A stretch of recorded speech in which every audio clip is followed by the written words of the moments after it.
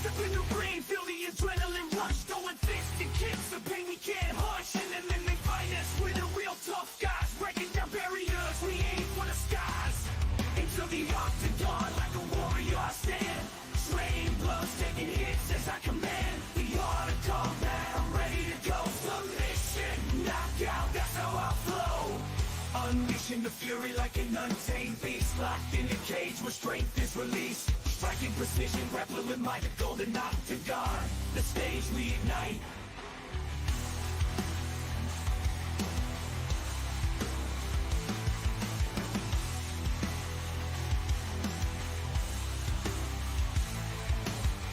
Unleashing the fury like an untamed beast, locked in a cage where strength is released. Striking precision, grappling with my golden octagon.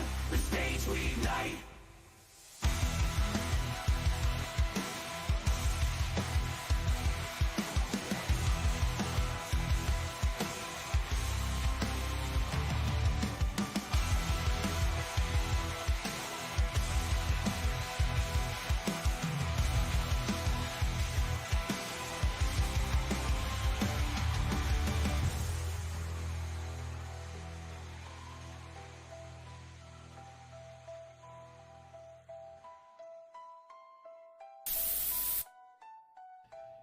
And we are live.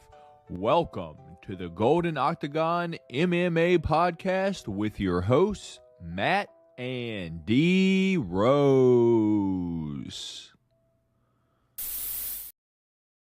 And what's going on, y'all? Welcome to the Golden Octagon MMA Podcast. My name is Matt. D Rose is on that side of your screen, and we hope you all are doing fantastic tonight. We appreciate you guys for stopping by. On tonight's show, we do have UFC Vegas 99 recap from this past weekend. Me and D Rose are going to go over our, just quick recap of the card. Unfortunately, I have to eat all the beans because I was too confident last week, but we'll get into that. We do have some UFC news and fight announcements to go over. And lastly, we will be giving you our picks and breaking down the fights for this upcoming weekend's UFC Fights in Abu Dhabi in the morning. UFC 308, Ilya Topuria versus Max Holloway. Me and D Rose will give you our picks and predictions on that at the end of the show. And with that being said, D Rose, how have you been over the past week or so, my guy? No, things have been great over here. Pretty good fight card over the weekend, so that was pretty good. Betting wise, I didn't go too heavy, but of course I came up empty for the most part. Kyler Phillips really was the nail, and I think everybody's coughing when it came to last leg on the parlays and stuff. So I was one that got bit by Kyler Phillips as well. I actually ended up going to the NFL Sunday, and I was on my last $10, and I was able to take it and flip it to 100 real quick. So back on that roller coaster, man. Just going up and down on this FanDuel roller coaster as they still keep me locked in somehow, some way. But yeah, betting weekend was okay overall. Ended up coming out more or less break even, but reloading, and we gonna get ready for this weekend again. Better than what happened over here, dude. I've just been on this just crazy roller coaster down, dude. Like, whoa! I'm waiting to get to the bottom so I can head back up, dude, because my pockets. You're just free falling at this point. My pockets need it. My pockets need it. We got Riley in here. Been looking forward to this one for a minute. Let's hear it. Riley saying Bobby Nux by KO. We got Antoine in here. Yo, what's up, boys? Got to slide through as always. You repping anything tonight? No, I'm not. Sick hair, Matt. Your wife calling that shit? No, she did not. Greetings, Earthlings. NFL saved my pockets once again this week. Shout out Dave and D-Rose, since NFL saving both of you guys. But that's not what this show is about. This show is about UFC. So let's get into it. UFC Vegas 99 recap. D-Rose, I guess we'll start right here at the main event. Anthony Fluffy Hernandez versus Michel Demolador Pereira. This, crazy as it sounds, this fight went exactly how we expected it to go.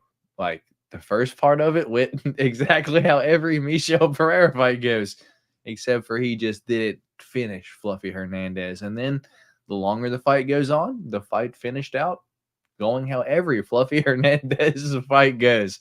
He gets the TKO in the 5th round. Shout out Fluffy for getting that done, though, because that night of fights needed some finishes, man. There was pretty much no finishes. But co-main event, Rob Font, Kyler Phillips. Yeah, as you said, Kyler Phillips burned all of us, and, me included. Charles Johnson, Sumu Darji, dude. This one kills me, and I have some opinions on this one because he finished Sumu Darji in the 2nd round with a body shot, dropped him, landed 30, 40 unanswered punches, standing over top of Sumu Darji. Does the fight get stopped? No, it doesn't, dude. I'm like, okay, there goes my round 2, round 3 prop KO out the window for Charles Johnson. That was, it was truly hurtful to my feelings, to be honest, because I knew he was going to finish Sumu Darji, but then Charles Johnson gassed out trying to finish Sumu Darji and may have even lost that 3rd round. But anyway, another one that burned all of us this weekend. I'm not sure if he burned J.D. Rose, was Jake Hadley. He just refused to wrestle. It's like, hey, you have a clear grappling advantage over this dude. Wrestle him. No, he just didn't. He said, no, I want to strike with this guy. So Jake Hadley burned us as well. Another one for the pick champ, the one that, dude, Darren Elkins just, I don't know if he is so tough, dude. The amount of chokes that he got out of that was like deep in. Anyone else would have tapped. Like, I'm done. But Darren Elkins finds a way out. I did pick Daniel Pineda to finish Darren Elkins in one of the first 2 rounds, but unfortunately that did not happen. Moving on down to the prelims. Asu Amabayev, Matthias Nicolau. This is one that, dude, after this past weekend, I think I'm just scared of betting finishes at all. But because we just, it's these gloves, man. I don't know what it is. It's these gloves. Like body shot, elbow, head kick, dude. These gloves are fucking it, dude. It just is what it is. I don't know what else to say. So Asu Amabayev drops Matthias Nicolau in the 2nd or 3rd. I don't know what it was. Thought he could have finished him, but once again, didn't. Jean Matsumoto, the last one for the pick champ, saved me from getting clean sweep, but I'm still 3 beaning this week. Jean Matsumoto, Brad Katona. Good fight. Once again, these gloves, dude. Like, Brad Katona's face looked so bad, dude, but kind of wobbled around here and there, but still, again, no knockout, dude. It doesn't make any sense. Jocelyn Edwards, Tamaris Vidal. This was one of the ones that I was right on. I did have Jocelyn Edwards to win via finish. Didn't know it was going to be by sub. I did have her by titty punch 2nd round KO in a few parlays, but yeah, it didn't happen. She does get the 3rd round submission though.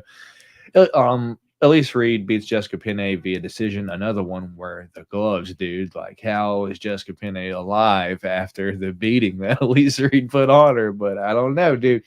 Melissa Martinez, Alice Hardelaine, and the last one that has made me literally scared of betting MMA this weekend was Austin Lane, Robelis de Spain, dude. How does Robelis de Spain not knock out Austin Lane, dude? With the first punch that he throws, like, Austin Lane got snoozed by Greg Hardy, dude, like a football player. Now, this lifelong Taekwondo gold medalist can't knock the same dude out. It just, dude, I don't understand it. Yeah, so I am, needless to say, a little hesitant to be betting fights for this upcoming weekend so far, dude. I'm going to really think about it before I put any money on it for this weekend. I'll still give you my picks and stuff, but Change of Cheddar Friday is going to be interesting. So what are your thoughts on this card, D-Rose? Yeah, I really thought the main event, for Fluffy, that was, such a good performance.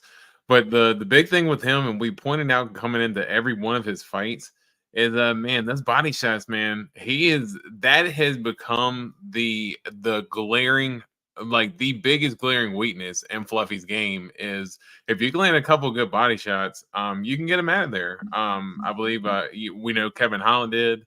I think, which of course Michelle hurt him to the body as well. He's been hurt multiple times to the body in his fights in the UFC, and that's a clear target that opponents can take advantage of. But if you can't get that body shot off on him, man, he's just going to put that nonstop, constant pressure on you. And one thing I can say about his style is that, you know, a lot of people think, you know, the wrestle pressure type of, you know, heavy boxing wrestling type of style is boring, but he makes it so fun because it's literally nonstop action. And he's always going for the finish, regardless if it's the ground and pound or if he's going for a sub, mostly going for a submission. But and credit to Michelle Pereira for fighting out of a couple of those submission attempts as well. Because I thought there was going to be a certain point in time where Michelle, honestly, I thought he was just going to end up giving up and kind of giving up his back and saying, man, fuck it. You know, like, I'm tired of fighting. But, you know, Michelle stayed in there the whole time and was ready. But Fluffy was just one step ahead of him. And, you know, just spectacular performance from him. And he should definitely be fighting up in the top. Up at the top of the middleweight division. I'm talking, you know, top 5, top 7, somewhere around there. So hopefully he gets a matchup like that coming up in his next fight. Yeah, Kyler Phillips is burning everybody. I should have seen that coming, man, because Kyler Phillips, he's a good kicker, but when you can kind of get in his face and get in his range a little bit and kind of crowd his space, yeah, he definitely tends to fold a little bit more because Halion Paiva, that's the exact same way that Halion Paiva beat Kyler Phillips and how Rob Font did in rounds 2 and 3. Just was able to stuff the takedowns and was just nonstop boxing pressure and was not letting Kyler Phillips use any of his kicks at range and was able to crowd that space and really get the dub there. So, yeah, I bet Kyler Phillips by decision because I thought he was going to wrestle Rob Font the whole time. Looked like Kyler Phillips got a little tired after that first round of wrestling and kind of really gassed out from there while Rob Font really put on the gas. So good win for Rob Font. Yeah, I was with you that Charles Johnson, that I was surprised that was not finished. I did have round 3 or decision. So, of course, my parlay ended up getting busted by Kyler Phillips anyway. So maybe that's just MMA karma at the end of the day for me. But I did have round 3 or decision. So I wasn't too mad about the stoppage not happening at the end of the second round because I needed to go into the third. But other than that, good win from Charles Johnson. Yeah, I did not bet the Jake Hadley fight. I stayed away from it. I knew to because for some reason I was just not comfortable with Cameron Smotherman coming in. I mean, Jake Hadley was like a plus 280 underdog, and he went to a minus 500 favorite or something like that.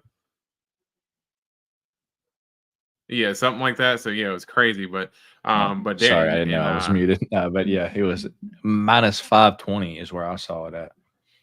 Yeah, minus 520. So yeah, unbelievable. No way I thought he should have been that big of a favorite. So I stayed away from that fight. For Darren Elkins, Daniel Pineda, we said it going into this card that was going to be the fight of the night, and it played out as such.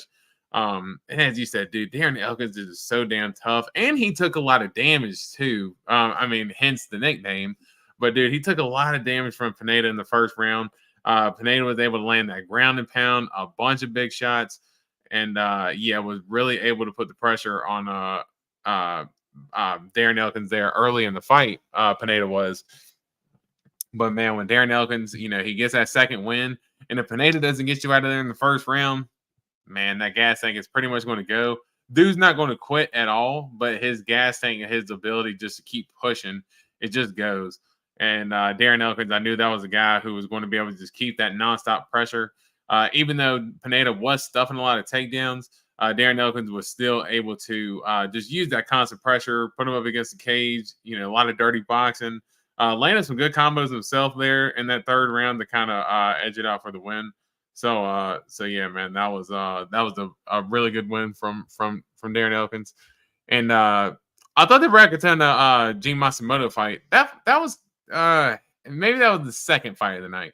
Because yeah, Brad Katana, dude, he absolutely brought it. I thought he won. I thought he won round 1 and 3. But I mean, it ended up being a unanimous decision. I could see Gene Matsumoto getting rounds 2 and 3. I couldn't be too mad about it. really good fight though. And yeah, for Matsumoto to beat a guy like Brad Katona like that, kind of brought out, I think, the best in Brad Katona as well. But that was a good win for Matsumoto. So he's definitely somebody to be looking out for because Brad Katona is a good guy and he's hard to beat. So like that win there. And then lastly, just yeah, I messaged you and I said, dude, Robelis is absolutely awful. Like, I think the way that you feel about the Tafas, like especially like Junior Tafa, is the way that I feel about Robelis Despain. Like, dude, he is absolutely, and I picked Josh Parisian to beat him, dude. Like, come on, man. Like why would I even do that? Like, because like there was just no way I was going to trust this dude who's already what is he, 36, 37 or something like that already? Yeah. So yeah, so he's 37 years old, hadn't taken up MMA at all. He was knocking out cab drivers before coming over to the UFC. And these guys, a lot of these guys are well trained. Even though Austin Lane, yeah, that's a guy who should have rebelled to Spain and knocked him out. Yes, he probably should have, but at least Austin Lane, there's one thing he learned when he was an NFL player, and that was to tackle people. And Rebels de Spain is somebody who has not had any type of experience when it comes to wrestling or anything like that. Yeah, I knew he was not going to be able to keep many heavyweights off of him once they were able to get him to the ground. So, yeah, I don't even know if Dave said that, he got fraud checked by Austin Lane. I mean, I think you could say that, oh shit, who did he lose in his last fight? Salsa. Salsa Boy. Yeah, Salsa Boy. Yeah, even him losing in the Waldo Cortez Acosta. Yeah, him. I think even him losing in the last fight against him like that, he was Rebels was a pretty significant favorite, and Salsa Boy was able to kind of calm that down as well. So yeah, I think Rebels to Spain, one more loss like that, and I could very well see pink papers coming to him, man. But I think Robelis is absolute cheeks. Like, I'm just gonna say it. He's cheeks, dude. Yeah. Well, let's just say like this. How about? Nah, it's okay. It's okay. I'm not gonna say it. Who do you guys think Font should fight next after the upset? Good question, D-Rose. What do you think? Well, the problem with Raw Font is that he serves a purpose, right? So a lot they're matching him up with a lot of guys who are kind of like up and comers. I think he kind of had his run at one point in time. He had the Marlon, the Jose fight, those kinds of fights. But as you notice, his last few fights, it's been, Adrian Yanez, and I know he ended up getting the Sandhagen fight at a certain point. But I think he kind of serves the purpose to be kind of like that gatekeeper type of role. I don't know if I have necessarily anybody on the top of mind just yet. So somebody that can kind of be on the up and up in the division. Somebody who's kind of like a Kyler Phillips. Yeah, somebody who really needs a test to kind of like that next. How about Mario Bautista? I think people would rather see that fight because they were so mad about the Jose Aldo performance. Yeah, honestly, that's not a bad fight. Peloton. So. Well, the only reason why I say that might not be a bad fight because Mario Batista is going to be ranked about 10 or so, and I think Mario Batista it'd be about 8. So yeah, I mean that could be a fair matchup. Probably be a matchup between 8 and 10 or something like that. Yeah, that's not a bad matchup. Yeah, and then they cut Jake Hadley, which not too surprising to be honest, because it's just like. You should have beat that dude. A lot of up and down performances. Yeah, for sure. Robelis can do the regional. Dude, I don't know. Robelis, atrocious. How do you fraud check by Austin Lane? Yeah, and then what I was going to say is like if the Tafa brothers are two cheeks of the same ass, like that. Robelis is the underwear that goes right over those two fucking cheeks, dude. Like, yeah, they are all so close together, dude. But we're probably going to get Robelis versus one of the Tafa brothers next. That's my guess because neither one of them wrestle. So, I'm sure I that. I think Justin's actually good. Junior is absolute. I think Junior is absolute cheese. Like Justin's actually a decent striker. He's had decent cardio shown in his fights, but no, you're 100%. You're that Junior Tafa thing you got. Yeah, that's my Junior Tafa is Robelis to Spain, man. They're terrible. All right, so let's move on to the old bean eating. So this past weekend, I was confident. Our three different picks this past weekend were Michel Pereira versus Fluffy Hernandez, Daniel Pineda versus Darren Elkins, and John Matsumoto versus Brad Katona. And I was confident last week. I said one of us is eating three beans. If it's either me or D Rose, like even if I don't clean sweep him, I'll eat a bean. But yeah, I don't get clean swept, but I guess I'm going to eat three beans still, just because I'm going to stay true to my word because I'm not a liar.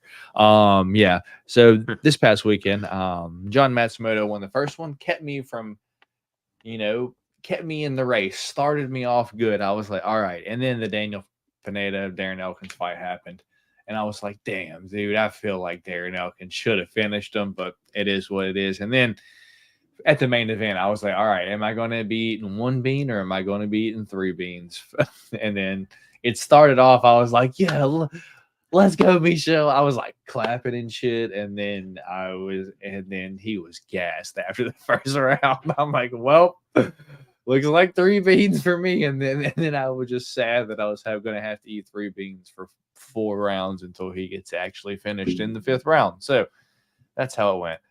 We got Austin in here. What's up, everyone? What's up, Austin? Apologize to D Rose for saying he's going to be eating beans. Yeah, it is. Yeah, it is me. I'm going to do the honors. 3 beans this week. Oh, I dumped out a lot, dude. Should I try for the red one again? Because I got a red one last week. Hey, as you know, that pomegranate, it is the very best one. Let's go. It's the very best one. Is it worth the risk? This brown one that I don't think is good either way. I think that one tastes bad, even if I get the good one. And then there's a lot of the same colored ones here, so I guess I'll get this one. It jumped. Eat the one that's got dog hair on it. That it is the one that has a hair on it. It just now fell, and I don't know if it's a dog hair, but it's at least a piece of fuzz. So I'll put those back in there. So here we go. 3 beans this week. We have this. Oh, God. You got your bean with the chub hair special. Brownish. This brown one with spots on it, D-Rose. Which one's that one? Marshmallow, maybe? Brown with spots. I believe that is toasted marshmallow or stink bug. Yikes. Oh, God, we got this one. I think it's Stinky Socks or Dirty Dishwater or Tutti Frutti or Birthday Cake. It's got a blue dot, a yellow dot, I don't know, some other dots. Yeah, I mix those up all the time too. And then this fucking one right here. We're starting off with this one because do you want to? What if it's pomegranate? Yeah. Well, what if it's not? Okay, so what if it's Band-Aid? You know what? Yeah, but you're right, D-Rose. I'm gonna start with this brown one because I think this one. Yeah, you gotta save the pomegranate for last. This one could be stink bug. Here we go.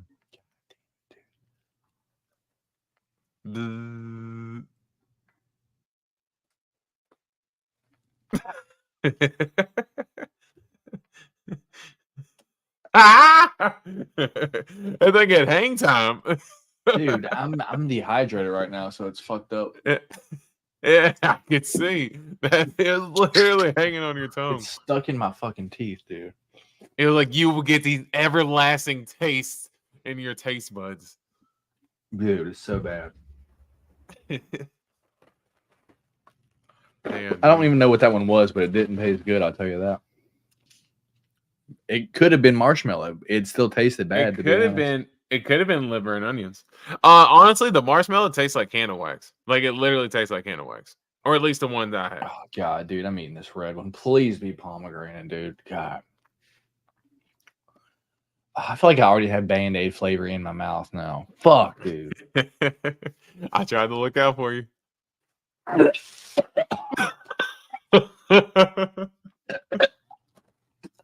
Oh, dude, no. Oh. Dude, it's so bad. No. God, I hate you. Oh gosh. I hate all of you. Man. Why did I agree to do this? Whose idea was this? Dude, I can't go 3 for 3 on bad beans. No, dude. Come on, man. we gotta give it up for Matt. We need. Dude, we need I had like, some a soundboard Doritos with, earlier, like, and now these Doritos are in this bag, dude. Oh. Maybe you should pick one up and eat it to try to wash down the flavor of the beans. Well, it's not full Doritos, D-Rose. God, this last one is. Dirty dishwater or birthday cake. Come on, birthday cake. Don't do this to me. God, dude. Oh.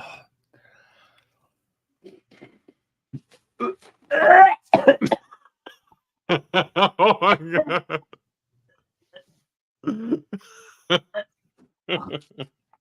Oh, Oh no. dude, I heard it's the big bad. splash. Yeah, I heard. All right. That was the one time and only time I would ever agree to doing more beans than I should, dude. I tried to tell you not to do it. Dude, that dirty dishwater, I don't know if there's anything worse than that. That is so bad, dude. That's foul. Oh Foul, man. dude. He got the bag splash. Oh man. I heard that. Oh, I don't know if I've goodness. ever thrown up 2 times on one stream before. Usually it's just once, but this time Oh, we get gosh. 2. Dude, this bag is heavy now, dude. I gotta tie this sucker up and throw it away. I bet that room's gonna be ranky by the time Oh, the God. podcast over with, dude. Oh, dude. He's gonna walk by and be like, dude, what the fuck is it? Nancy's gonna walk by and be like, dude, what the hell is that smell? Does it smell like maybe a stink bug, old Band-Aid, and dirty dishwater that have been chewn up and spit out, and then Doritos thrown up on them? Because if so, Man, that's I know crazy. what that is. Oh god, Man, you dude. really just had a 3-piece in a soda, man. You really just had a 3-piece in a soda. It's terrible. It's terrible. The stink bug is weak. There was no gag. Oh no, Ice Cube playing in the background. It was a good day. There it is. Oh god. If anyone could go 3 for 3 on bad beats, it's definitely bad. Yeah, for sure. Yeah. Go on, Austin. Go on. Oh god. Hope you guys enjoyed that. Not fun for me. Dog comes to nah. God damn it. All right. Gotta go get him some Doritos, baby. He like, ooh, this has got Doritos in it. Let's get into our UFC news and fight announcements, Theros. Jesus Christ, man, my eyes are watering today. Do you want to? Hey, you know what? For that, I'll honor myself up for a potential. Hey, if we lose the pig champ, I'll eat the 3 beans. I'll offer myself up just for you going through that, because I felt that pain. No, don't do it, D-Rose. It's not worth it. And then you're gonna don't backtrack on it, because the fans are not gonna be happy. Nah. I didn't backtrack on it. I stuck through, and it was fucking terrible. And I don't recommend it. Yeah. Oh gosh. Yeah. We'll shake it up. I appreciate you, Dave. You are big too bag, kind. baby. Let's go. You are too kind. Oh yeah. Not probably like the family size one. Not quite the party size. Nah. Family size here in the UFC. Yeah. Yeah, 100%. It's like $4.50. You even got enough for about 23 cents left over. All right, dude. We have 2 fight announcements this week, and this is one of them. One of my favorite fighters, dude. and we haven't seen him in a while. And he's going to be fighting on my birthday, dude. So that's pretty cool. What a birthday treat to me.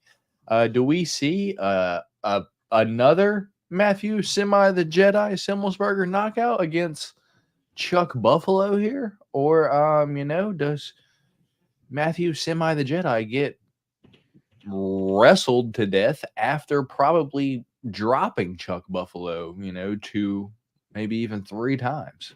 I guess what's your quick thoughts on this fight? I'm honestly surprised at this point that Chuck Buffalo is still in the UFC, and just because he's had a lot of heat come his way. Plus, he's been kind of demolished in a few fights as well. So I have the worst taste in my mouth right now. Yeah, I can understand that. Was it the nacho cheese, or was it Cool Ranch, or dude? They were nacho cheese flavored, but they don't mix well with dishwater and stink bug and old Band-Aid. So, but yeah, I think this is definitely a clash of styles, but it should be a good fight. All right, let's go, Semi the Jedi, and our last one. We have Mahashate versus Nicholas Mota, headed to UFC Macau on November 23rd. I feel like I saw a lot this week, and then now that I'm looking at it, there aren't a lot. There's only 2. Yeah, so that's our only 2, D-Rose. Ooh, that is an absolute banger of a lineup of fights there. News, right? Crazy this week. Yeah, tons. Holy smokes, dude! I am absolutely floored right now with the amount of news. I guess with a little bit of time here, just get your opinion real quick, because I know we had talked about it. But what was your thoughts on Francis Ngannou's return back to MMA and getting a finish over there at PFL? That was fun. To be honest, all week, I guess, I don't know. He just didn't look great, to be honest. So I personally didn't think he was even going to win. And then, like, when he got in the cage, dude, he just looked like he hadn't slept in like 4 days. I'm like, Jesus Christ, dude. I don't know if this might end bad. And then, Francis goes out there and shoots a takedown and then grounds and pounds Renan Ferreira. Glad Francis got the dub. That was cool. Do I think he's the best heavyweight on earth right now? I don't, dude. I think Tom Aspinall probably does that to Francis, if I'm going to be honest. But yeah, that's just my opinion. How about you? Yeah, no, I thought it was a good performance from Francis. I just thought he just looked like I don't know. He was just very I guess low energy is just the best way I can kind of describe it, coming into the week. So I was almost kind of like, is he just coming in just to get a paycheck out of here and then maybe end up, I don't know, walking away, retiring? Because, he had the nasty knockout loss to Anthony Joshua. And then, Renan Ferreira, for as bad as he is on the ground, like, he is a devastating striker, and if you go back and look at some of his highlights, like, he does put dudes out. So he very much had the chance to put Francis out, and Francis did do a good job as far as keeping his composure and everything. So kept his composure, got the takedown. I thought some of the shots were kind of in the back of the head, but I know that Renan Ferreira was kind of turning his head at the same time. I thought they were going to end up calling it, or telling Francis, "Hey, watch out for that." But it was almost like everybody was like, "Who cares? Let's go ahead and get it over with real quick." So let Francis get the ground and pound, and for him to be as emotional as he was after the fight, understandably so. Losing his kid and everything. And, I can only imagine, being a parent myself, the heartbreak that he had to go through to endure that. But to kind of come out on the other end of that and and get a win, I'm sure that was very relieving for him. And a good win for him at the same time. Yeah, indeed. Well, with that being said, let's move on to the fights for this weekend. We've got UFC 308 happening. Ilia Topuria versus Max Blessed Holloway. Where is this? Where's the button at? Is it here? Yeah, I think there it is. There we go. Share my Tapology screen and we'll get into it. And right before we do get into it, I have to let you guys know, this has been fun. Over this past, I don't know, how long have we been going live on StreamYard now for the podcast, Heroes? Like 100 episodes, some shit like that. Somewhere around there, yeah. Yeah, this has been fun, but I don't know how much longer it's going to last because I checked my bank account earlier and StreamYard charged me $50 for this month. And I was like, hey, what the hell? And so I logged on here. I checked out my account and yeah, the only two plans now are $50 or $100 per month. And I love you guys. I love doing the podcast, but I'm not going to pay $50 a month to do the podcast. So, we'll probably figure out some other way of, getting this done because it is always fun and, would like to continue to do it. I'm really, don't really know what to do right now at this moment. So gotta give you guys that heads up, but we're not going to go away. We just might have a different way of delivering the podcast, maybe this upcoming month. So gotta let you guys know that. D-Rose, on a scale from 1 to 10 bullshit, how do you like the news? Not too cool, huh?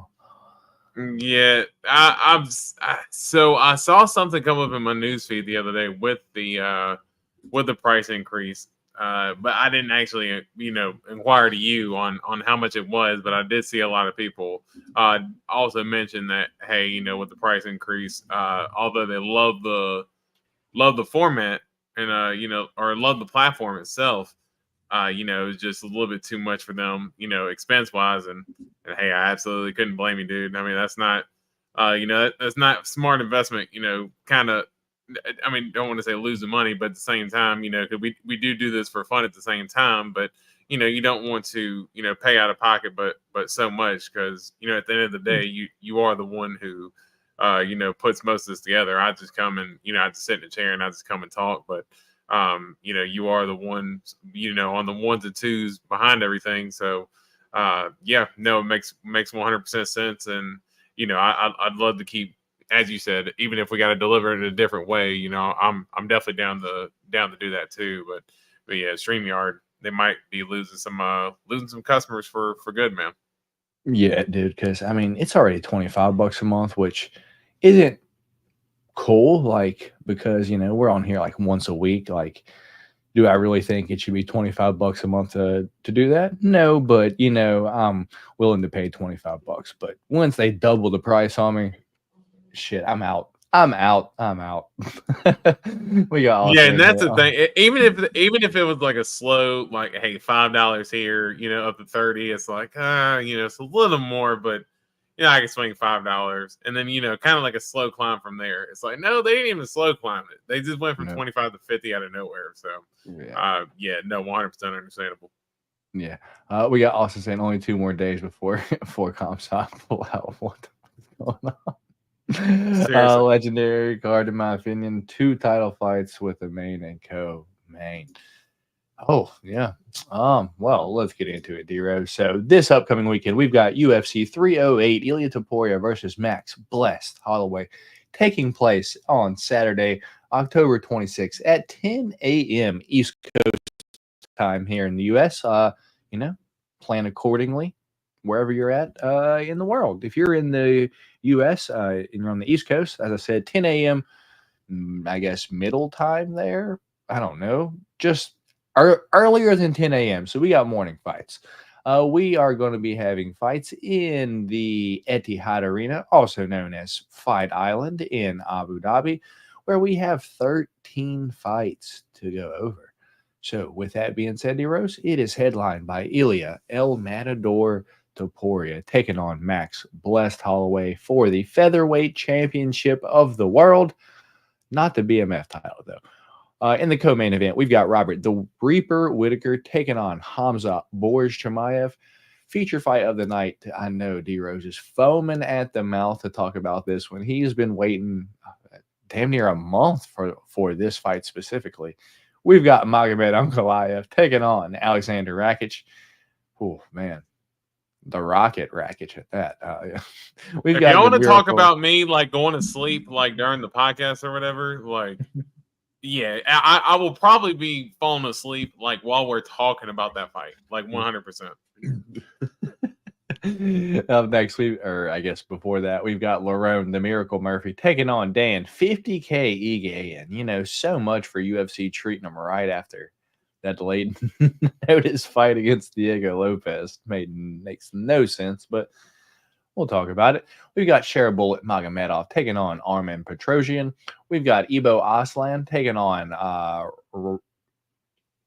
Rafael Curciera. I don't know how to say that. We've got Jeff Hands of Steel Nil taking on Rafael Dos Anjos or RDA.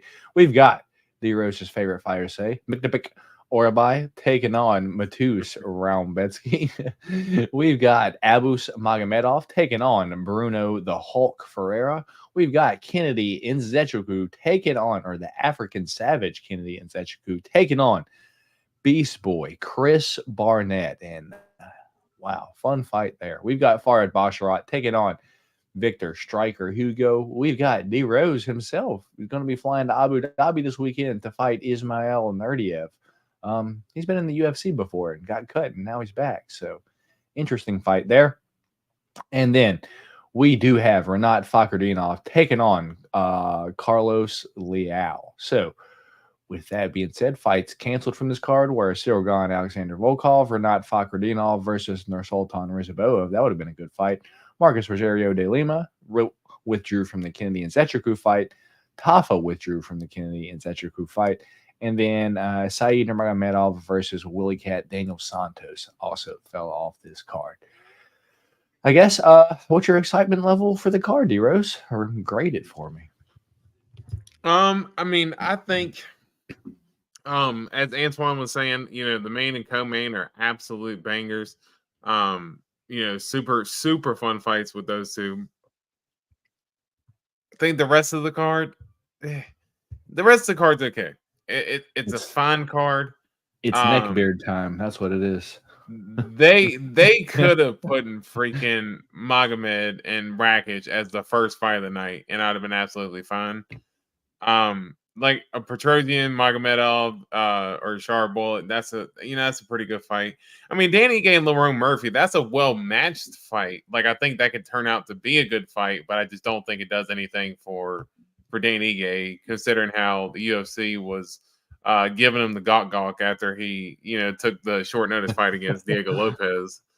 Like, we thought, you know, Danny Gay was going to get something special, but I mean, overall, I'll say B plus. I'll say B plus because I don't think the whole card is stacked, but I think those top two fights are doing a lot of lifting, man. Yeah. All right. With that being said, I also did hear that they flew Caio Bahaio to Abu Dhabi in case Hamzat pulls out. So Rob Whittaker may be fighting Hamzat or Caio Bahaio. He doesn't know yet. How crazy is that, dude? Crazy. Dude, if Whittaker ended up fighting Caio Bahaio and then he beat Caio Bahaio, like, you're not denying him a title shot. Like, I don't care who's the champ or what's happening at that time. Like, he can't keep fighting all these up and comers and smoking them and not getting a chance. So, but that'd be crazy. Yeah. So with that being said, first fight of the night. Let's get started. We've got Renat Fakhretdinov taking on UFC newcomer Carlos Leal from Brazil. Renat Fakhretdinov 23-2 overall. Carlos Leal 21-5. Renat Fakhretdinov, the Gladiator, is 33 years old, 6 foot, and a 74-inch reach, while Carlos Leal is 30 years old. The Lion, 30 years old, 5'11" and a 72-inch reach. Currently, odds for this fight are, give me just a moment, are minus 270 for Renat Fakhretdinov, and for Carlos Leal, it is plus 220. Yeah, UFC newcomer, flying in from Brazil. I think he was going to fight on UAE Warriors, so I don't know if he actually had to fly from Brazil. So actually, I think he had a fight scheduled for UAE Warriors, which tells me he had a fight scheduled against a wrestler at some point. But was that wrestler Renat Fakhretdinov? I don't think so, D Rose. And although he probably has, dude, I don't know if he's ever taken one striking class because his striking is so wild and just like winging shit, dude. But his takedowns and his wrestling is, pretty much amazing. And good luck doing anything to this dude in the first 2 rounds. But in the 3rd round, he does gas. And that's where, in his past few fights, he's either, got taken to a draw or straight up lost the fight. So, yeah, can Carlos Leal last until that 3rd round? I don't know, but we're in Abu Dhabi. So, yeah, give me Renat Fakhretdinov 3 or decision here, D Rose. Which way are you going? Yeah, I think like you said, not knowing too much about Carlos Leal here. But I would have to imagine that Renat Fakhretdinov just a little bit more battle tested at this level here.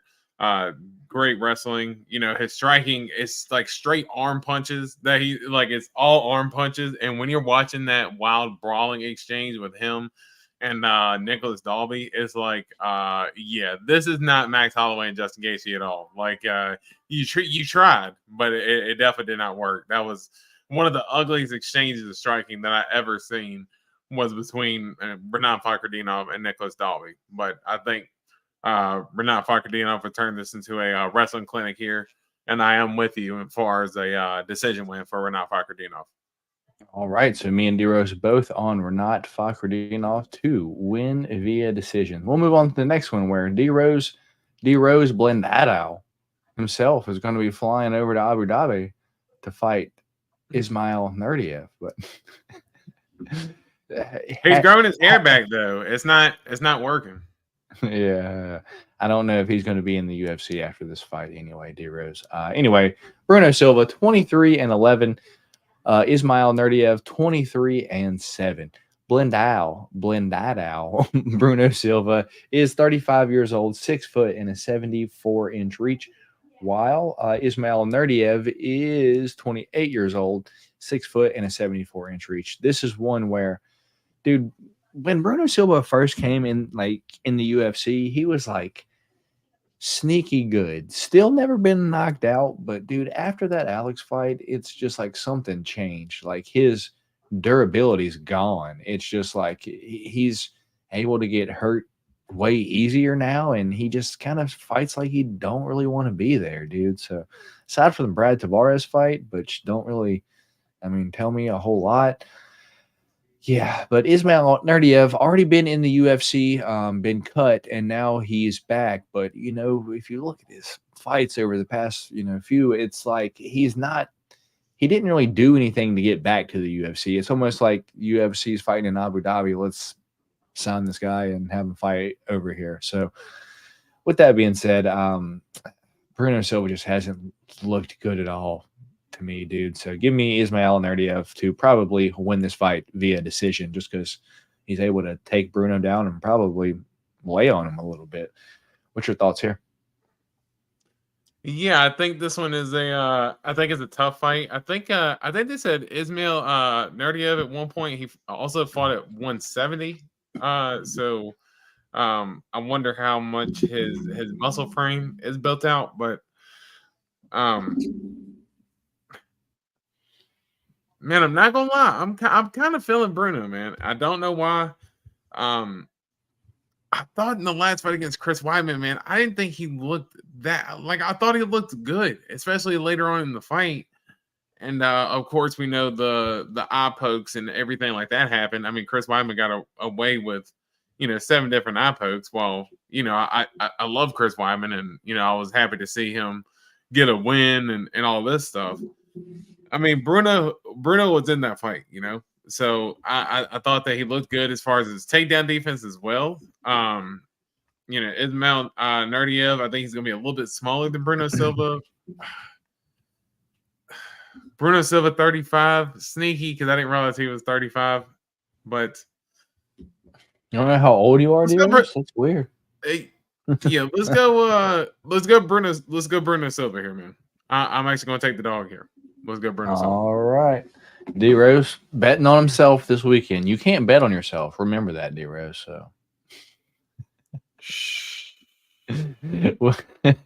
with that being said, first different pick of the night. I'm on Ismail Nardiev. D Rose is on Bruno Blendado Silva. We'll move on to the next fight. Farid Basharat taking on Victor Hugo. Ferocious Farid Basharat is currently minus 675. Good luck betting that one.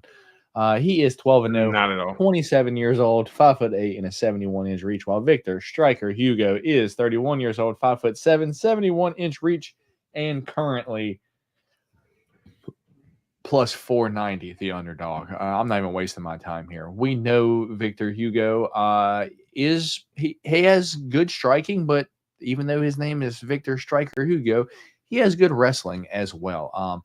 But he is no match for Ferocious Farid Basharat. That is going to do everything right. He's just going to control the whole pace of the fight. No matter where the fight's at, he's going to be in control. So with that being said, I'm not wasting a whole bunch of time here. Give me Farid Basharat to win this fight via decision. How about you, D-Rose? Yeah, I'm with you with the irony of the nickname, having the nickname Striker, but being more so a grappler, like going in there and getting pretty wild submissions too, like knee bars and stuff like that. So no, he's definitely a well-rounded grappler. Heavy hands, but not necessarily a polished striker. Where I think Farid Basharat's a little bit more, in that range control type of style, kickboxing. But he also does have good wrestling as well. I believe he has a few submission wins in the UFC himself. Farid Basharat does. So yeah, I think I'm gonna go Farid Basharat here, but I will go by decision. Because I think unless Victor Hugo kind of exposes his neck to like a guillotine or something like that, I think Farid Basharat decision fights him or point fights. All right. Decision. Me and D-Rose both on Farid Basharat. Let's move on to some entertainment, dude. We do have the African Savage, Kennedy Nzechukwu, taking on Beast Boy, Chris Barnett. Currently, odds for this fight are minus 750, Kennedy Nzechukwu, plus 525, Chris Barnett. Holy smokes, D-Rose.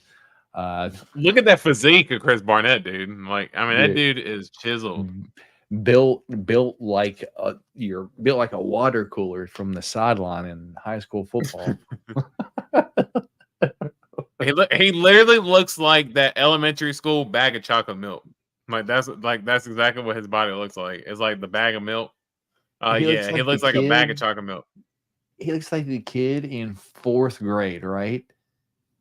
This photo, exactly. He looks like the kid that's in like 4th grade that he tells his mom what to do, and he always walks around with a bag of chips, and his fucking feet are pointed out this way when he walks. Nah, he definitely got the Cheetos. Definitely got the Cheetos dust on his fingers still. Definitely still got the Cheeto dust on his fingers. He tells his mom, go wash that shit off. He wants to do hood rat shit with his friends. He likes to smoke cigarettes. Yeah, dude. With that being said, Kenny Nzechukwu, 750, minus 750 favorite. Chris Barnett, plus 525, the underdog. He is 38 years old, 5'9", and a 75-inch reach. D-Rose, I'm not going to lie. Uncle Weezy has got me fired up this weekend. He said, are we going to bet a minus, like at the point, it was like minus 650. Are we going to bet minus 650 favorite Kennedy Nzechukwu that found out that the light heavyweights were too athletic for him, that he needed to move up to heavyweight to find people that were less athletic than him? Like, the dude has gotten snoozed 2 times down at light heavyweight against, to be honest, not power punchers, aside from the Carlos Hallberg fight, which, it made no sense. Going back now, that fight makes no sense. Run that shit back. Carlos Ulberg's winning every single night of the week, dude. I don't Carlos understand Carlos Ulberg went for the finish early and basically gassed. But to be fair, that was a learning lesson for Carlos Ulberg too, because he hasn't lost a fight since then. So, but yeah, it was just a moment. But then to see Daeun Jung just hit his arms and fucking knock him out made no sense afterwards. Like it just makes, dude. I am flabbergasted at this price, dude. And as I said to start this off, Uncle Weesey might have me betting Beast Boy Chris Barnett via knockout this weekend. He has got me fired up. He was asking the chat, who's with me? Are you with me? I'm going. Who's with me? Chris Barnett, 1 unit via knockout. Who's with me? Who's riding with me? Yeah, dude, I was laughing so hard. But yeah, dude, I am kind of fucking with him, dude. Aside from, dude, I don't think Kennedy's good, man. I really don't. And I don't know if to move up to heavyweight's going to help him out. Yeah, I'm going to pick Chris Barnett via knockout, dude. And I'm going to be completely honest. I'm going to be regretting this decision, but Kennedy is not good and can get knocked out. And there's nothing that I would like to see more this weekend than a 300-pound, 5'9" bowling ball fat man flying through the air, like spinning head kicking a 6'5" Kennedy Nzechukwu and knocking him out, dude. That would make my day. Yeah, give me Chris Barnett to knock out Kennedy Nzechukwu, because I don't think he's ever fought anyone that's 5'4" before. Man, that's interesting. So I guess when Uncle Weezy asks who is with him, we do know that you are with him. You are with 75% of the chat was with him as well. Man. Yeah. So yeah, we know you are one for sure that is with him here.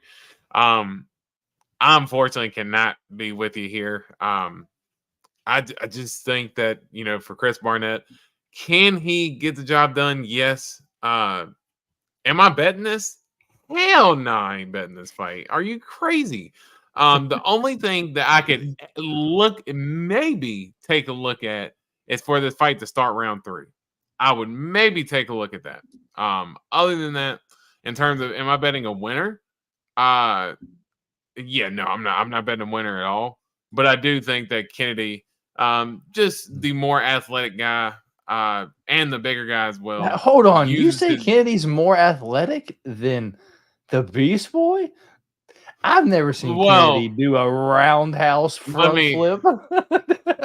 So let's I've never seen Kennedy do a sick break dance where he's like, he's more balanced. Let's say that he's more balanced, because Chris Barnett can do a flip, but he's not landing that flip. He's not landing on his feet. He is landing on his butt now. I mean, because I can do the same thing on my trampoline. I can flip and.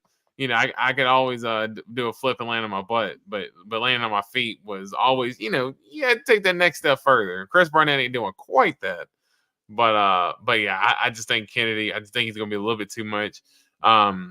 Maybe a finish by teep kick to the body from Kennedy, but honestly, I think this fight ends up being pretty slow for the most part, and I think Kennedy gets a decision here. Dude, when Chris Barnett gets his hand raised via split decision, I am going to be so happy. Hey, we talked about it before, but he's going to be making all those sheiks dance like he is when he walks out, dude. They're all going to be dude. When Chris Barnett beat Jake Collier, dude, that was that was one of like my favorite fights. Just watching him.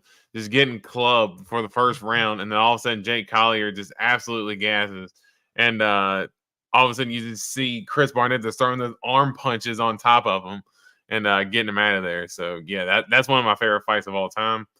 Just a tough matchup, man. Yeah. Been a long time since we had seen Barnett.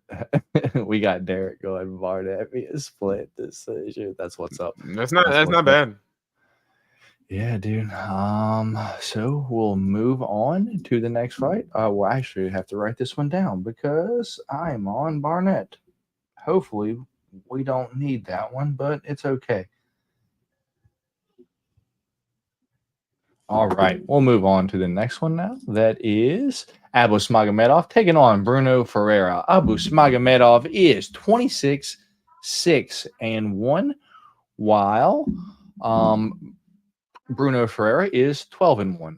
Abu Smagomedov is currently minus 142, your favorite, while Bruno the Hulk Ferreira is the underdog at plus 120. Abu Smagomedov, 34 years old, 6'2" and a 78-inch reach and 4 minutes of gas, while the Hulk Bruno Ferreira is 31 years old, 5'10", 72-inch reach and 6 minutes of gas. So, Dearest, I'm going to pass this one to you first. I'm going to get your read. I already know which way I'm going here, but my way might surprise you. So, I'm going to pass it to you, man. Yeah. So I honestly, this fight is so hard for me to call.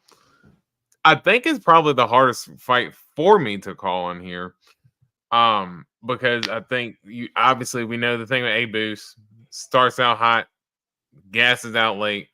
We know the Sean Strickland fight. We saw that, and I think a lot of people have just that lasting image in their mind of him, just watching him just absolutely fade when Sean Strickland's like not even like trying to finish him, but Abus is just so gassed from putting 100% power into his shots. And Bruno Ferreira, you could kind of make the argument he fights the same way. I mean, he comes out absolutely guns blazing, coming out there. He's trying to get you out of there. He's not coming around to BS. Phil Hawes, Dustin Stolfoods, in those last two fights, he absolutely went for it. And that Dustin Stolfoods fight, that absolutely incredible guts that he showed in that fight, because Dustin Stolfoods was giving him a problem there for a little bit, and Ferreira was able to kind of come back and still get that finish in the first round. Those multiple spinning elbows is nasty. And man, I'm going to say this. Abus has not been impressive to me, man. And you go back to that last fight against Warley Alves. Like, dude, Warley Alves is a blown up welterweight who has made a career off of getting tired after the first round. So it was pretty much the same guy fighting each other. And Abus was the naturally bigger guy. Bruno Ferreira, he's going to be a similar stature to Warley Alves, but I think he's going to pack a lot more of a punch, a guy who has fought at middleweight a little bit longer. And yeah, honestly think that as long as Bruno Ferreira can outlast Abus in the first round, Abus was getting tired against Warley Alves in that last fight in rounds 2 and 3. So I think Bruno Ferreira could put a little bit of pressure on him as well. I think Bruno Ferreira can maybe get a late finish too. Let's say round 3 TKO for Bruno Ferreira. All right. Shout out, Dave. This is definitely getting demonetized. Yeah, I have to be very selective with what I pull up on screen because you guys are really going at it. You guys need to be nice to each other. I have mods that, control the chat. So you guys, if you get banned or something like that, you probably said something you're not supposed to say. So mods do have control of the chat. So please be nice, y'all. Please be nice. We got Daniel Vasquez saying, hey, everyone. I'd back Bruno, and we got Amir saying Riley's being racist. Well, don't be racist, Riley. Appreciate that, man. Yeah. So with that being said, we'll move on to we won't move on to the next fight because I didn't make my pick yet. I don't even know what to say right now. It's like, yeah, I'm going Abu Smagomedov, just because I've seen Bruno get knocked out in the first round by what's his name, Nursultan Rizabov, and I would say that Abu Smagomedov is relatively the same type of explosivity early.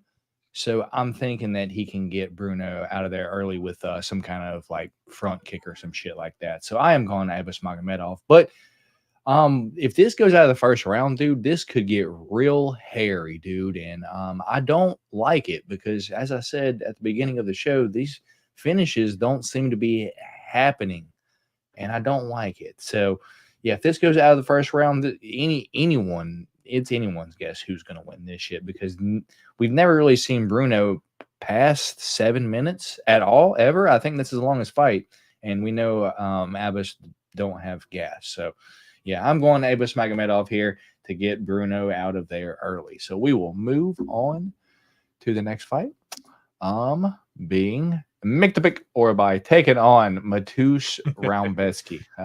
The best name in the game, man.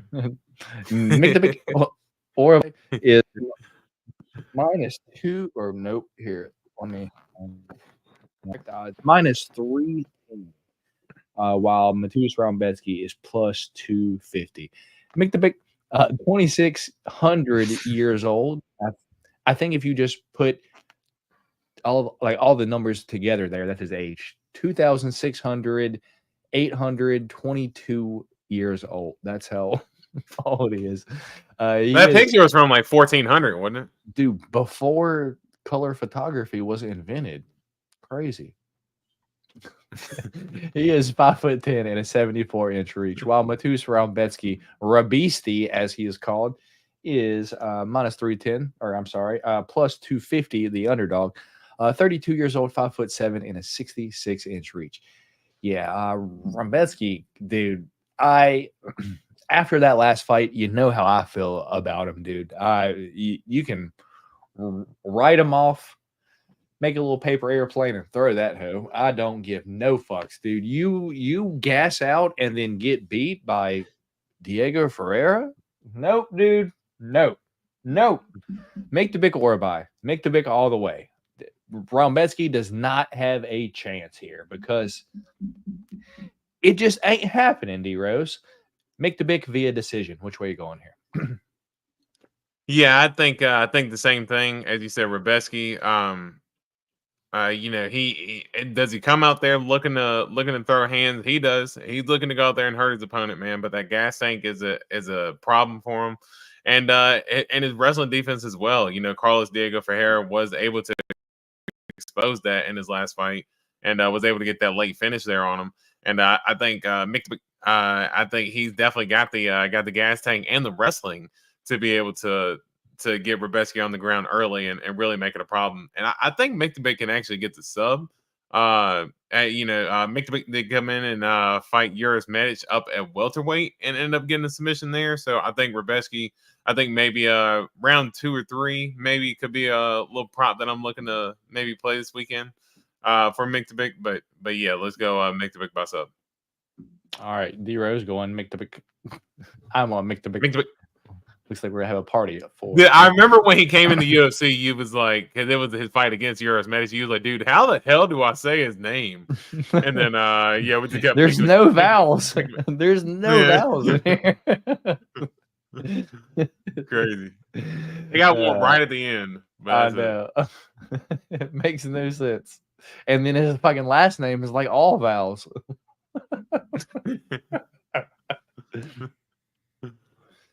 It's hard to keep up with that shit. Makes no sense. Hey, we got Riley in here with the $13.99 donation. Thanks, Riley. I appreciate you, man. Yeah. Thanks, Riley.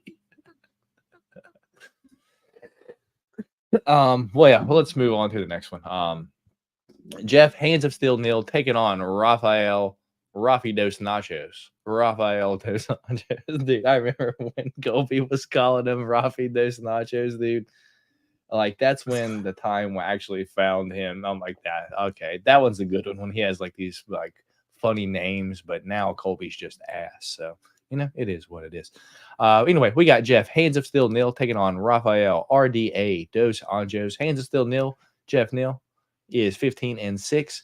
He is currently -298. Your favorite, 34 years old, 5'11" and a 75-inch reach, while Rafael Dos Anjos is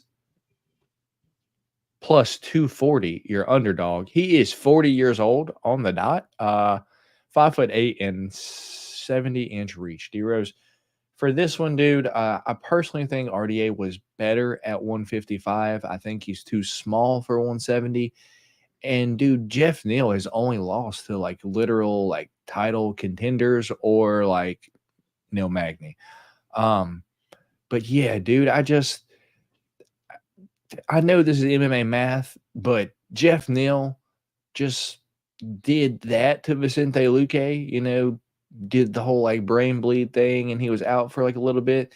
And then Vicente Luque came back and easily beat Rafael dos Anjos. What do I'll you wrestle think, him Jeff too. Neal?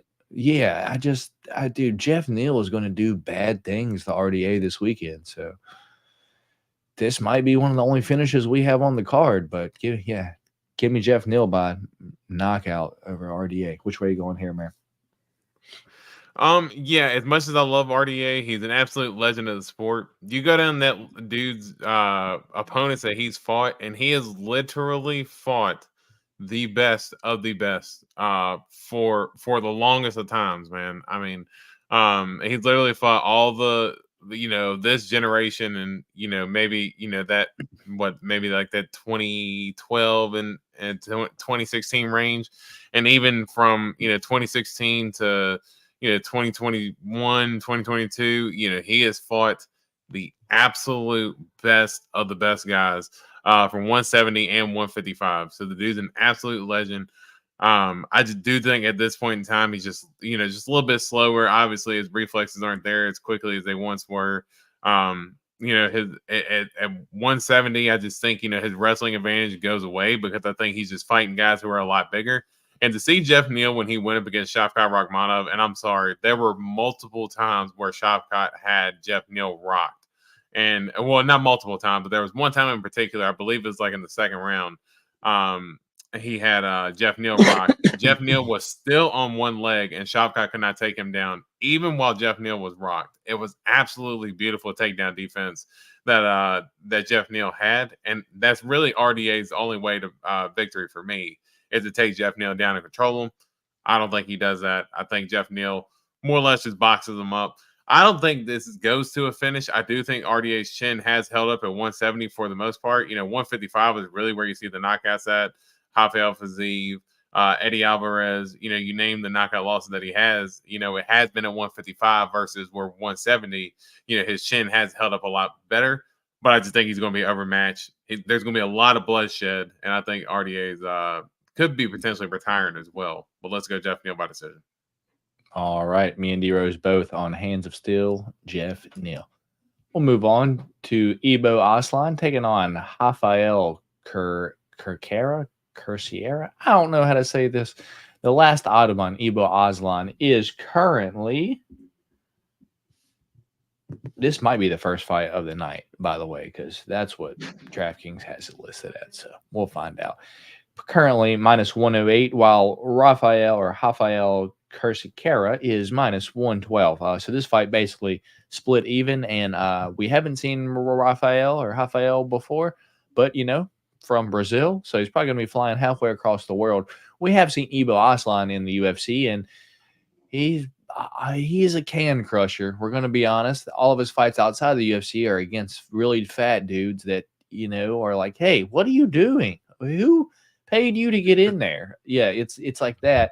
But we have seen him one time against Anton Turkalj where he did avenge his only loss. So with that being said, I am going to go with Ibo Aslan here just because I've seen him in the UFC before. Give me Ibo Aslan via decision. Which way are you going here, man? This was a tough fight for me because I actually ended up picking Anton Turkalj in that last fight, and I probably didn't have any influence on you for that one, did I? No, you actually picked Ibo Aslan. Are you sure I didn't pick the Pleasure Man? I always pick the Pleasure Man.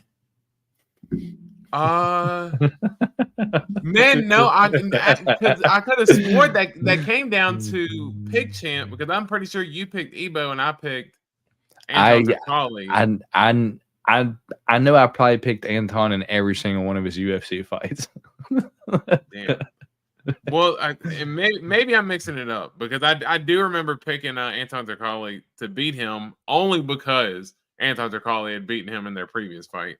But I will say, Ibo, he looked okay as far as his power. His gas tank was a little questionable. So, he was super gassed later on in that fight, but was still able to get the finish. Cerquera, I don't even know how to say it. This dude's just an absolute just marauder. This guy's got, all but one finish, so I do think this fight could be pretty quick. And Rafael's gonna be the bigger dude as well. Let's go. I'll take that. Let's go Rafael here. Don't know anything about him, but I'll just take a shot because I don't know if I trust Eba. All right. This is going to be a fun pick champ this week, D-Rose. Hey, I'm taking some risk. You can't say I'm not. I guess. Let's move on to the next one. Sorry for this jump scare. I have to give it to you. We do have Sharabullet Magomedov taking on Arman Superman Petrosian. Dude, too many Supermans in the UFC. Well, some of y'all got to go. So let's get into it. What are the odds for this one at? Since especially guys who are the furthest thing from Superman, like Ryan Spann. Like, you're not Superman, dude. Superman does not get knocked out that many times. Get out of here. Yeah, so Sharabullet Magomedov minus 162. Your favorite. He is 30 years old, 6'2" and a 73-inch reach, while Arman Petrosian is plus 136. Your underdog. He is 8-3, 33 years old, 6'3" and a 71-inch reach. I don't know if I think I think I picked Mikhail to beat Sharabullet because I don't think Sharabullet's the best fighter in the world, dude. We saw him get upset when he got submitted in a grappling match. Not the best look. We know he has no ground game, and if he gets taken down, he's just going to lay on his back and throw elbows at you. But he's going up against someone that isn't going to shoot takedowns. He's also a striker. So with that being said, this is going to be a kickboxing fight. And even if Arman Petrosian puts the pressure on Sharabullet moves really good going backwards. He strikes good going backwards. He's able to throw kicks going backwards, which you don't really see a whole lot. So with that being said, I got to go Sharabullet to outpoint Arman Petrosian. Sharabullet via decision for me, D-Rose. How about you? I don't really have too much more to add to that. We do know that Arman Petrosian, he is a good kickboxer.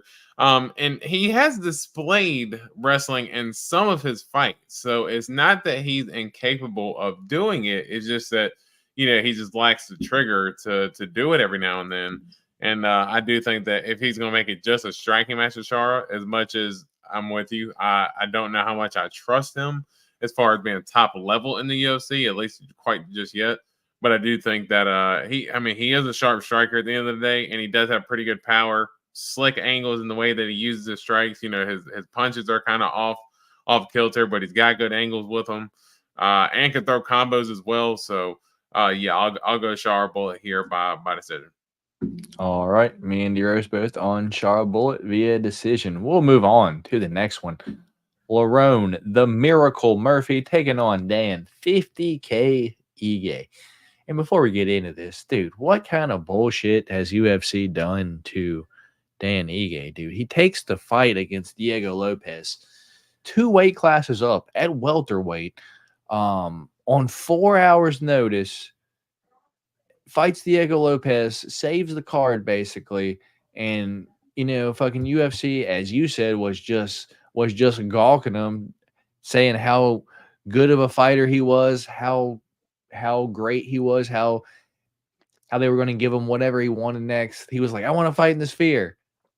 Well, how about this, Dan Ige? You get undefeated Lerone Murphy in Abu Dhabi. A less known fighter that is one of the toughest matchups in the division. Why not? And to top it all off, in Abu Dhabi, where you can't have a damn thing ingested in your body when you go over there, or you will be arrested.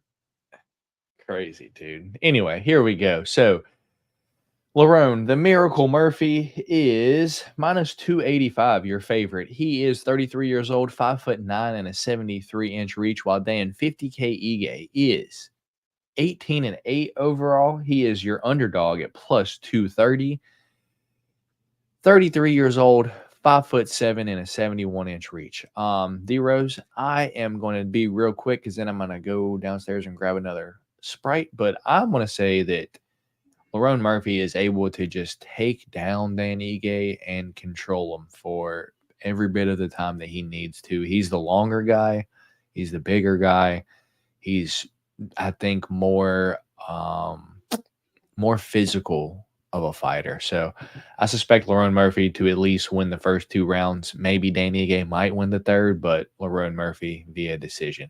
And I'm going to pass it to you, my guy, and I will be right back.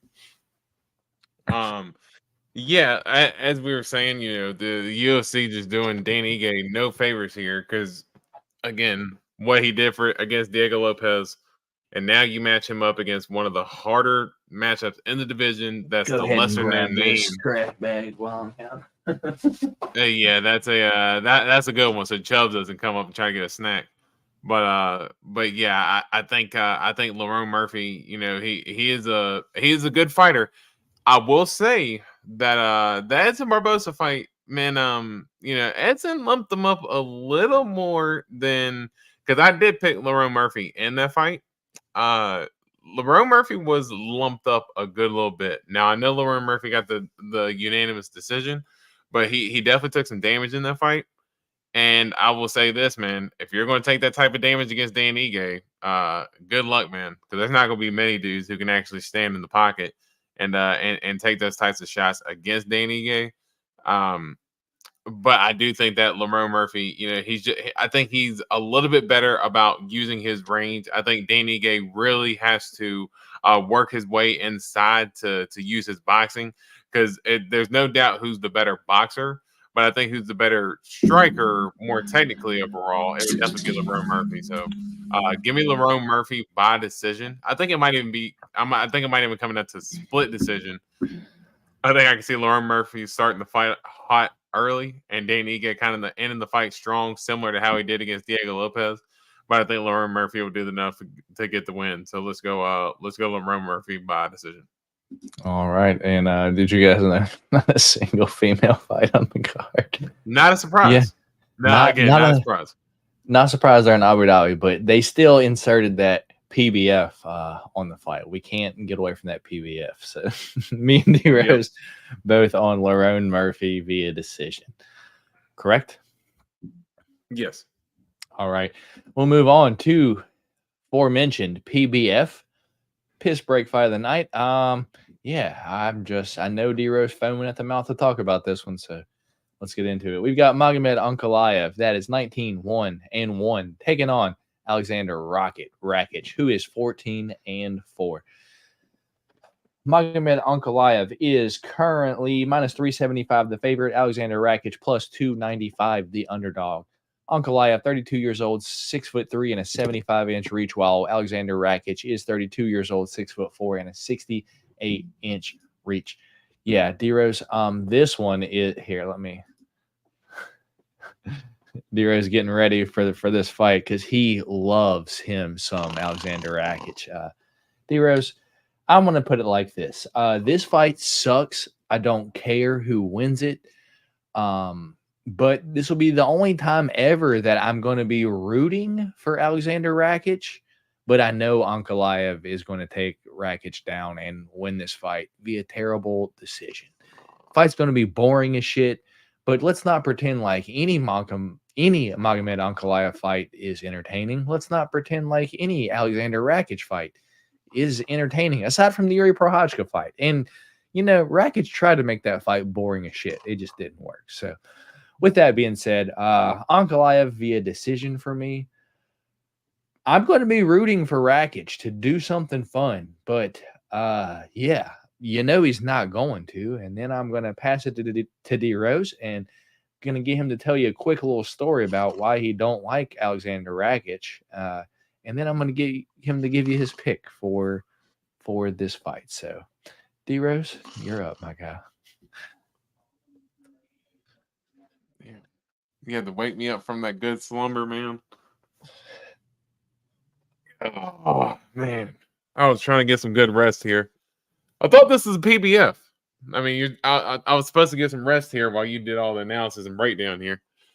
But no. I could not have said it better.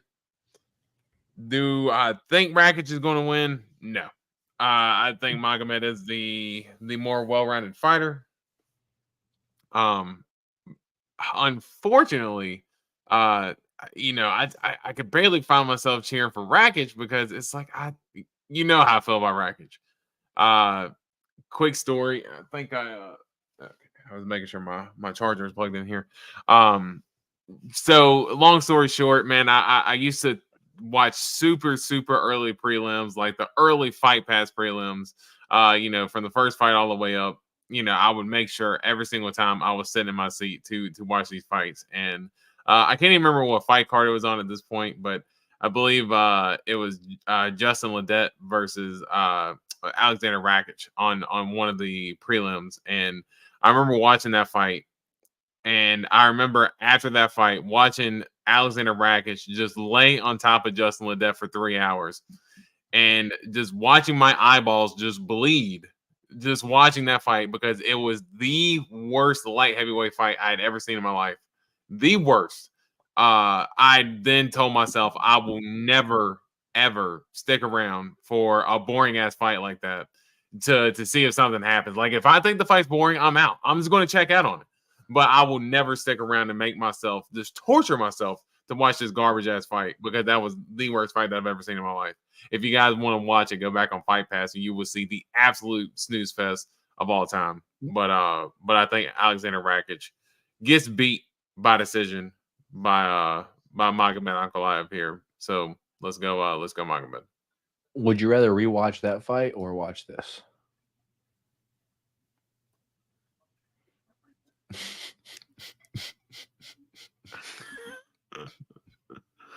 I mean, man, I don't know. At this point, I'm willing to watch a lot of things versus watching the Alexander Rakic versus Justin Ledet fight. I'm telling you, dude, there's a lot of things I'd be willing to watch.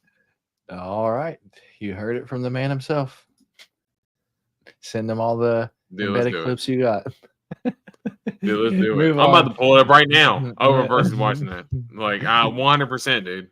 Send it to me. Send them all right. Co-main event time. We've got Robert the Reaper Whitaker taking on Khamzat Boris Chimaev.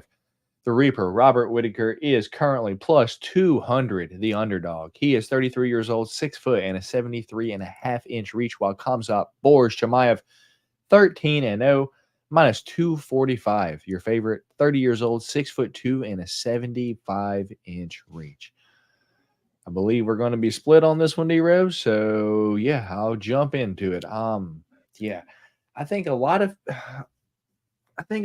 people looking at that last fight that Robert had against like fucking Ikram, and they're acting like that's what's going to happen to Khamzat. And I don't see it, dude. Ikram's not nearly as aggressive as Khamzat is. He is balls to the wall, dude, as where Ikram will kind of set back and, let you throw shots at him. As where Khamzat's, he's running at you, he's grabbing you, he's picking you up, and he's taking you down, dude. And, dude, the first 2 rounds, dude, is hell for anyone.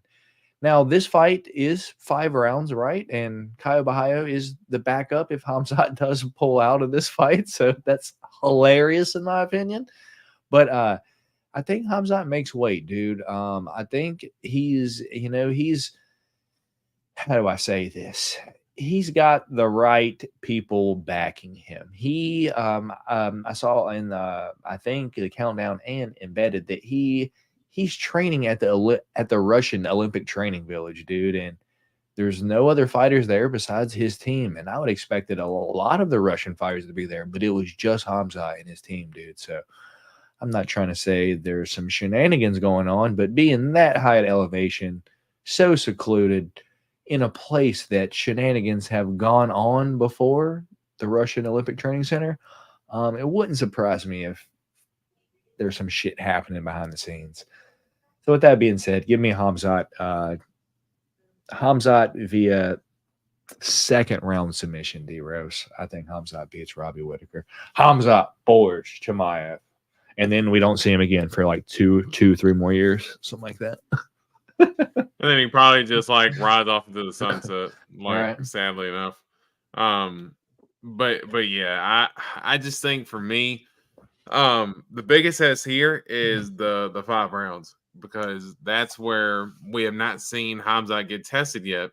And that's where I think where Robert Whitaker can really shine here. Now we know Hamzat, the absolute bat out of hell start that he gets off to.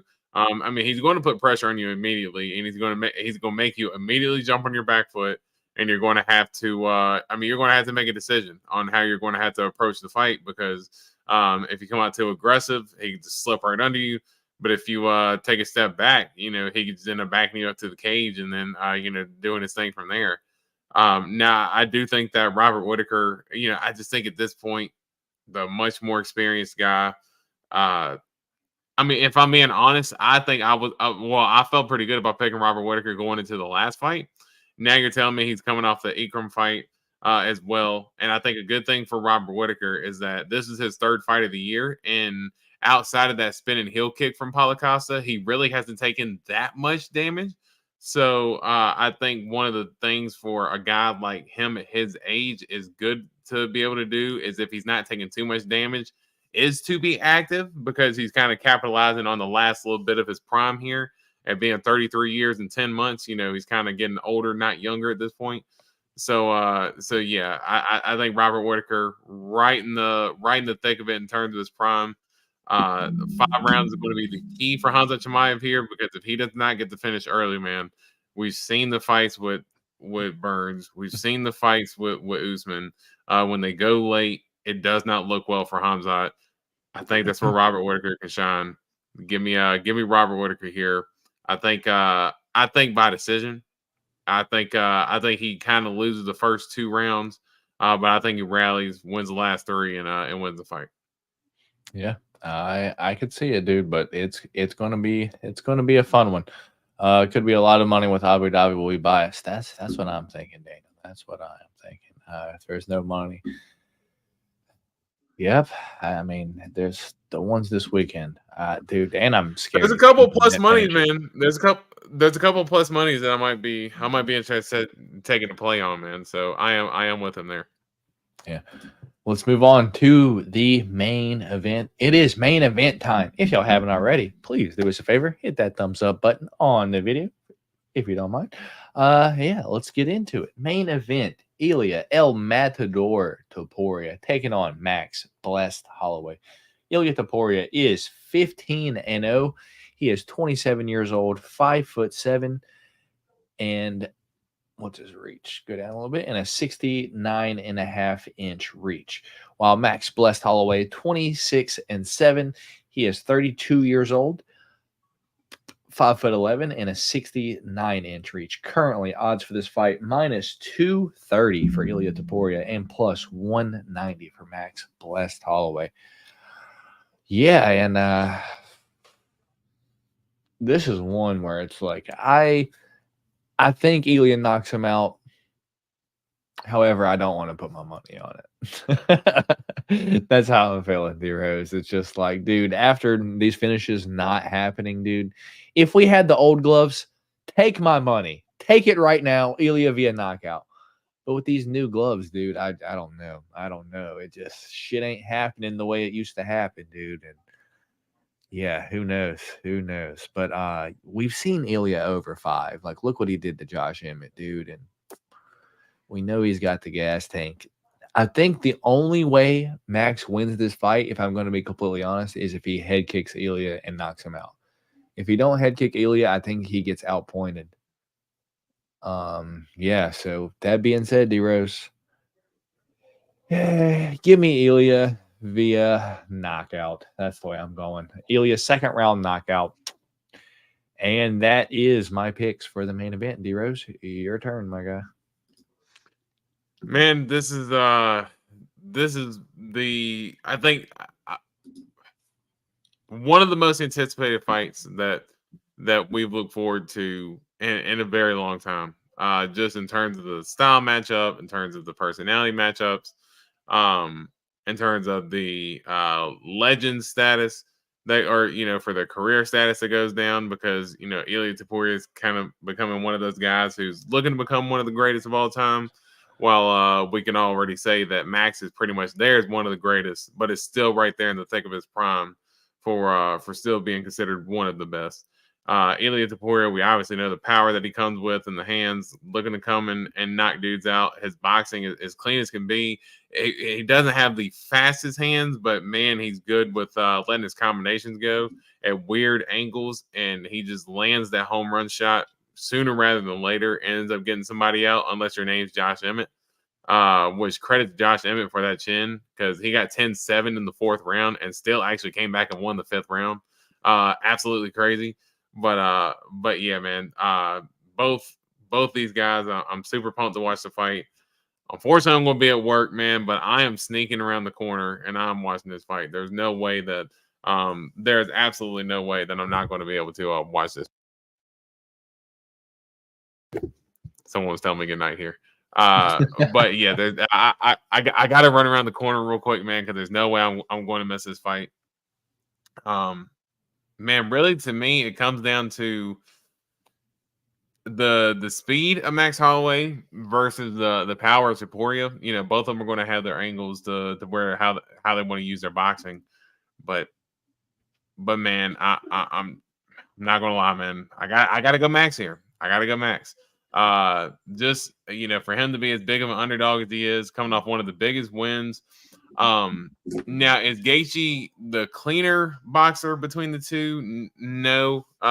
Is Gaethje a cleaner boxer than Topuria? But I think Gaethje is a guy who you could say probably has just as much, if not more, power than Topuria.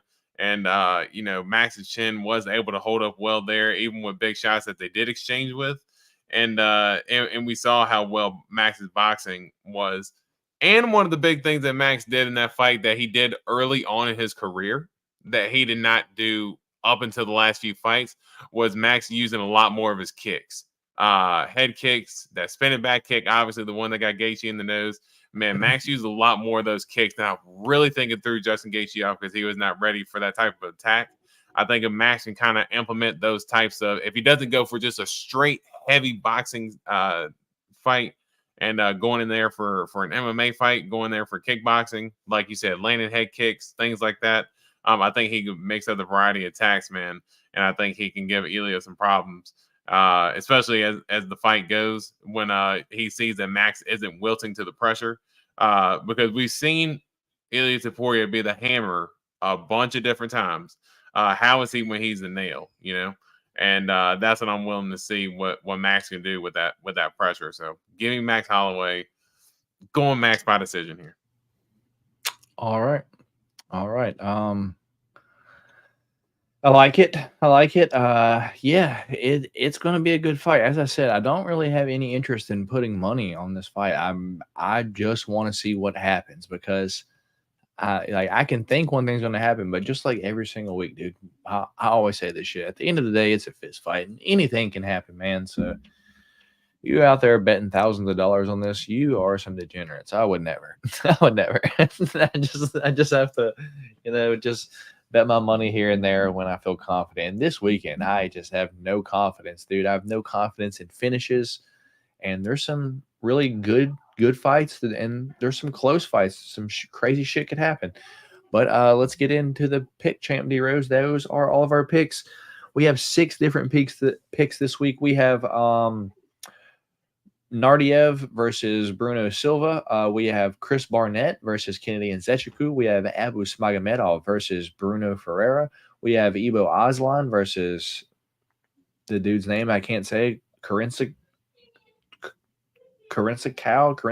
I don't even know what I wrote. Hamzat Chimaev versus Robert Whitaker, and Ilia Topuria versus Max Holloway. Any brain busters of which one I want to throw off there, D-Rose? I'm probably gonna throw out the main event, right? Definitely not, dude. It's gonna be Chris Barnett versus Kennedy Nzechukwu is the one that I'm throwing off there. I thought you were gonna say Ebo. Nah, dude. I mean, if if some shit happens and we need that one, then wait, yeah, Ibo Aslan, yeah, whatever. That one would suck, but I would much rather have a guy that's a favorite instead of a plus 600 dogs. Sorry. Well, that and hey, so I would not be surprised, honestly, if the Chris Barnett fight didn't happen and the Hamza fight didn't happen. So there could be a chance we still end up only coming down to 3 anyway. So I would not be surprised. Nah, dude, you think I'm kidding? The UFC flew Caio Bahaio to Abu Dhabi to weigh in as the backup for the co-main event. No, I know. But what I'm saying is I don't think that, if Hamza doesn't show up, unless we, make it official now, I don't know if one of us are going to want to include that pick, because I might be wanting to switch my pick. But I would switch my pick. I would for sure go fucking Whitaker over fucking Kaya. See, I don't know. See, that would be a dude. That would be another one. So in turn, you think Caio Bahaio is better than Hamzat? I don't think that's necessarily the case. I mean, I think styles make fights, but I mean, but I mean, honestly, I do think that right now, yeah, I can make the argument that Caio is better because he has good wrestling. He might not be as insufferable with the wrestling pressure as Hamzat is, but he has good wrestling and he has good striking as well. We saw in his last fight against Jared Cannonier, the hands are coming along as well, and he's already got the wrestling. Yeah, I think you can say he's a more complete package at this point than Hamzat, sure. Yeah. I'm interested to see this Russian Olympic Village training camp, Hamzat Chimaev, what he looks like on Saturday. That's what I'm just interested to see the 5 rounds, man, is the biggest thing, dude, for me. I don't we think might it's not going, even see it, so it might not matter. I don't think it's going 5 rounds, dude. I don't think that shit's going 5 rounds. I need to see Hamzat pass the 3rd round.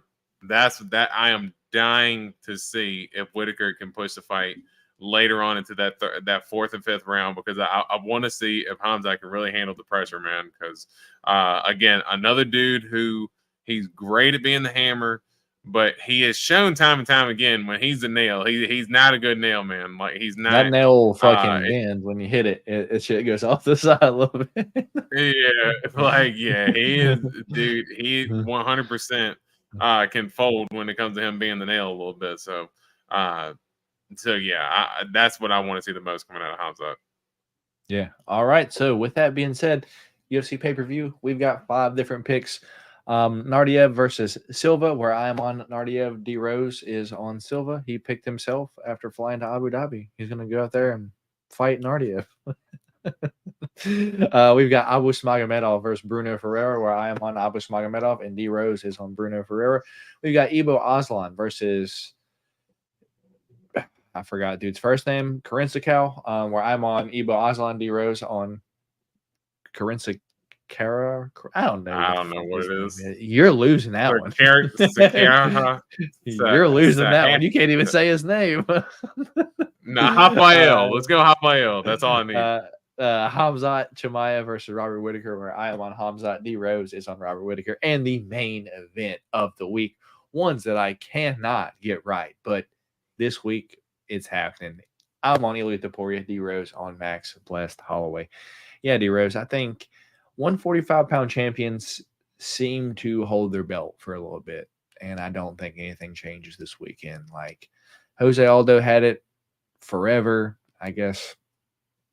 Then Max had it, because I'm not even going to count Connor because he didn't defend it. So then Max had it, then Volk had it, and they all had it for multiple years. And I just think it's Ilya's time, man. So, yeah, Ilya Topuria this weekend and still. So, with that being said, D Rose, anything before we get out of here, my guy?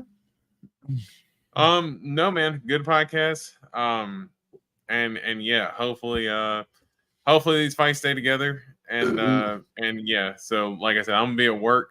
I'm gonna be having to try to hide, especially for that main and co-main, because man, I absolutely hate that I'm gonna be able I'm not gonna be able to be sitting right over here on the couch watching those fights in the comfort of my home. Yeah. I apologize, D Rose, but hey, maybe if you were to sell like 5 to 6 Kias over the next 2 days, maybe you can take Saturday off. You can just call in Seek. Calling sick. Calling seek. What the fuck is that? Hey, that Play would be hide that would be cool. It has been it's been a tough month, that's for sure. You know, so that's it's a big reason why I got to go in. But yeah, Kids just ain't selling like they used to. You know, fucking back in the days, back in the buy one get one free cash for clunkers days. You know, they ain't selling like that. Yeah, they don't have those. They don't have the BOGOs anymore. Unfortunately, they don't have the Food Line deals anymore on the cars. Bastards. Goodness.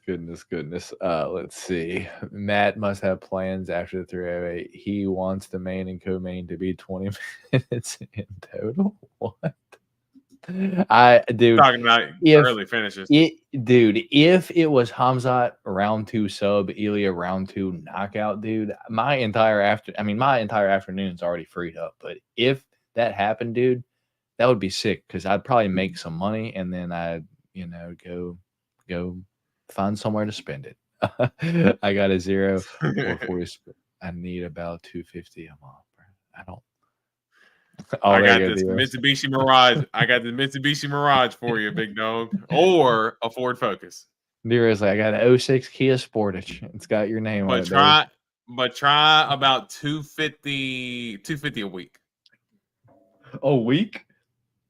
Dude, when I hear people paying for cars a week, I'm like, what? A week? You pay for your car a week? God damn. That's some bad credit customers, man. God damn, dude. I gotta pay for my car every week. Oh, dude. Yeah. Like whenever their paychecks do. Like they're gonna whenever their paychecks do. But they end up fucking paying like fucking $45,000 for a $6,000 car just because you pay every week just the interest. Yep. Oh god. It adds up, man. Yeah. Get your shit together, people. Get your shit together. With that being said, yeah. Anything before we get out of here, D-Rose? I think I've already asked you that. No, man. We good over on this side, man. Just good luck to the guys this weekend. You did ask me that, but we'll just we'll bypass it. And yeah, man, let's go make some money this weekend. All right, yeah. Hopefully, as I said, not the most confident, but I will be here Friday for Change of Cheddar, giving y'all my final picks and bets and all of that good shit. So with that being said, that was the Golden Octagon MMA Podcast number 135 live here on the Golden Octagon MMA channel. My name is Matt. D Rose is on that side of your screen. We appreciate you guys for stopping by. Catch us right back here next week to recap and pretty much do the same thing that we did this week and pick fights for next week. So with that being said, we'll catch you guys later. Peace.